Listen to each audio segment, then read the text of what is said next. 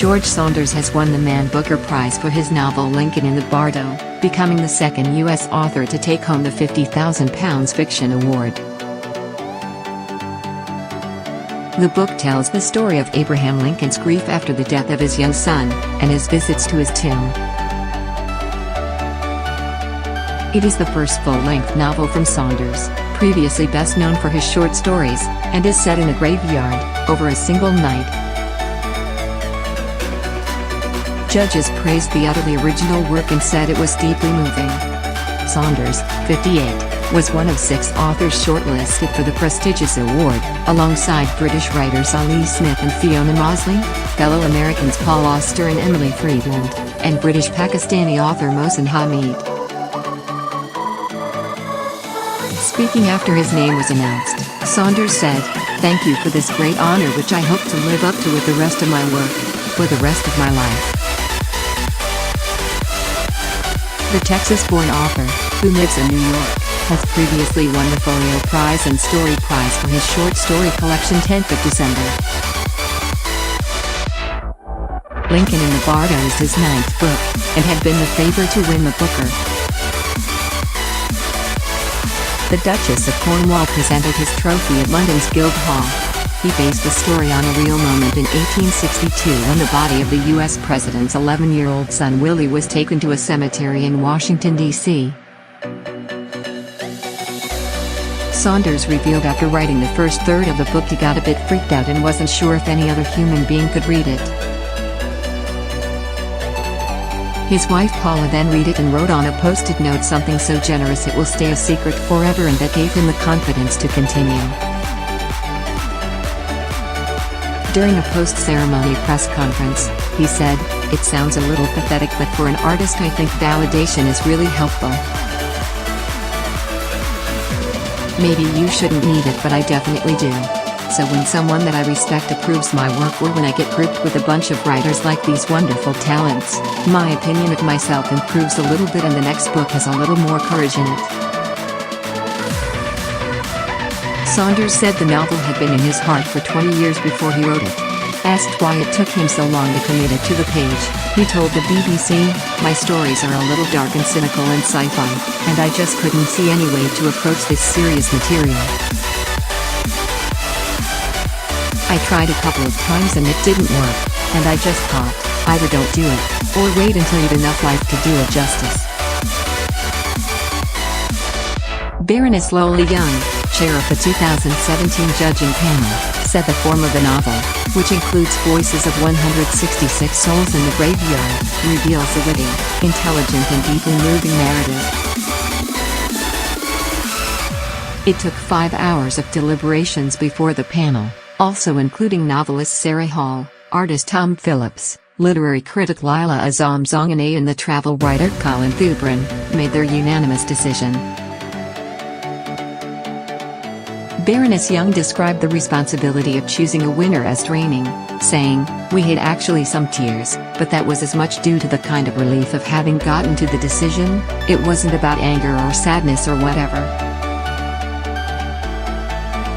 She added, "This really stood out because of its innovation, its very different styling and the way in which it paradoxically brought to life these not quite dead souls in this other world.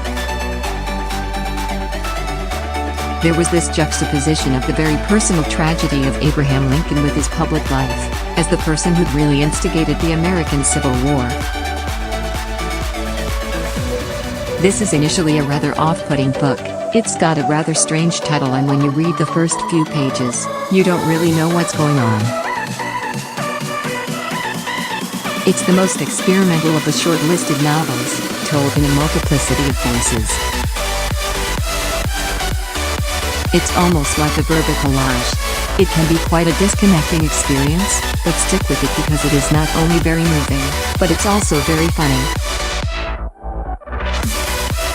Lincoln in the Bardo is a very interesting exploration of one of America's great presidents. It's examining his private rather than public life, because it's dealing with his dead son. It could risk becoming sentimental, but George Saunders manages to avoid that. "One thing I can promise you is that you've never read a book like it. It is completely original.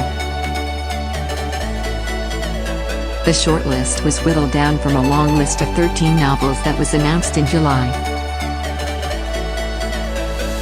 The award has been open to U.S. writers since 2014 and was awarded to its first American winner, Paul Beatty, last year. Lincoln in the Bardo is published by Bloomsbury, making this the third consecutive year an independent publisher has won the award. The Bardo in the book's title refers to the transitional state between death and your next birth, according to Tibetan Buddhism. As well as the winner's check, Saunders receives a rather unique honor. Royal Mail will apply a congratulatory postmark bearing his name to millions of items of stamped mail on Wednesday and Friday. It will read, "Congratulations to George Saunders, winner of the 2017 Man Booker Prize." We can also expect a spike in sales. In the week after Beatty won last year, sales of the sellout increased by 658%. Saunders teaches at Syracuse University and was named one of the 100 most influential people in the world by Time magazine in 2013. In a nutshell, a young man growing up in New Jersey in the 1950s and 60s leads 4 parallel lives. Judges comment, an ambitious, complex, epic narrative that is essentially both human and humane. In a nutshell, a 14-year-old girl living on a commune in the U.S. Midwest befriends some new arrivals. Judges comment, a novel of silver prose and disquieting power that asks very difficult questions. In a nutshell, a boy and girl fall in love, move in together and consider leaving their unnamed country. Judges comment, a subtle, compact piece of writing about a relationship, its blossoming and digressions. In a nutshell, a boy remembers his life in the house his father built with his bare hands in an isolated wood. Judges comment, timeless in its epic mixture of violence and love, it is also timely. With no punches pulled. In a nutshell, President Abraham Lincoln goes to a Georgetown cemetery to grieve following his young son's death. Judges comment, daring and accomplished, this is a novel with a rare capriciousness of mind and heart. In a nutshell, a dying 101-year-old man is watched over by his closest and only friend.